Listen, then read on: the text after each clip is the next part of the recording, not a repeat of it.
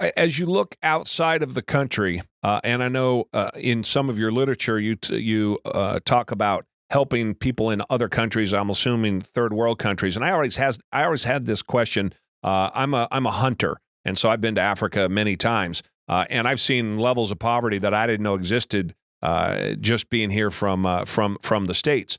And when you go, you get invited out to these. I'll call them a town, but that's being nice, a shanty town, if you will, and they're corrugated metal boxes that might be 10 feet by 10 feet. They've got a 5-gallon bucket that they use as the toilet. There may be 4, 5, 6 people living in these things. And as soon as it gets dark, that's it. It's over. Everybody shuts down, and that's it because there's no electricity. There's no running water. Where do you see, we're taking a hard left turn here from what you're doing here in the United States. Give me a better idea. Where do you guys see solar coming into play in places that can't even afford to live, let alone afford solar? I'm not going to try to throw out some random statistics or numbers at you, but I know that a significant number of the world is without access to consistent electricity and clean water.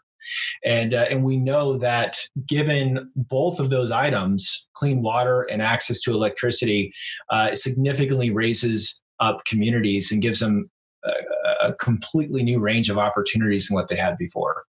And so, one of the organizations that we're partnered with right now, and we're looking to partner with another one that, I'd love to talk a little bit more about in a bit is GivePower.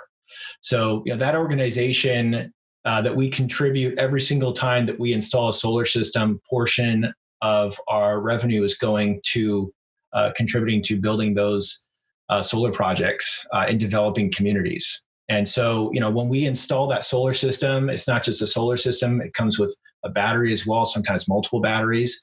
And this is something that is providing lights for schools, it's providing power to produce clean water. And that completely changes, communities. It makes them safer at night, provides them ability to get education, job opportunities from those, educations. So, on that side of things, that's, a huge piece of what our business was being built up from the ground up for, is we wanted to really try to contribute to positive change, throughout the world. And, I know you read that in our bio, but it's a really big piece of our business. Making money's great, but we have such a big focus on, things that are bigger than ourselves. But to answer your question outside of our business, I think that in developing communities, it's a real opportunity for people to choose clean energy, to grow their communities, especially in places like India, for example. I know a large part of their population, they get a lot of their power from some pretty dirty sources. So in those places, they're looking to get renewable energy as an alternative sources right from the get-go, because they know it's a much more consistent and it's a lot cleaner of a power than what they have options for. Yeah, certainly from a lighting perspective, it beats the hell out of burning dung. Exactly. Yep. Spot right on. I didn't know how to say it. Yeah. How to say it the right way, but that's probably best way to say it. I have sat around those fires, and I can tell you that is inside of a tent. That is nothing that you want to do. But how does it? And again, you may not have thought of this question, and either one of you can answer it. But how does it scale? Say for a shanty town with 1,000 people in it. I get the help in the schools, and that makes sense to me, and power to pump the wells. But how does it get to the people, or is there just not an answer for that yet? That individual 10 by 15 shack that they're living in, how do you bring power to those people? So actually, I can answer that question just by what's going on in the United States today. We're already seeing it in places like Massachusetts, for example.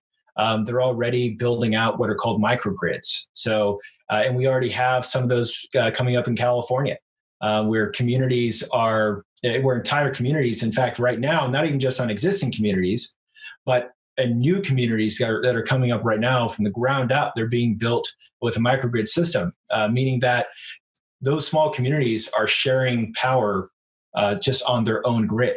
So gone are the days of having power just transfer off of thousands and thousands of miles of power lines and having to go to substations and blah blah blah, just because the power that's being produced probably isn't the safest to produce right next to towns.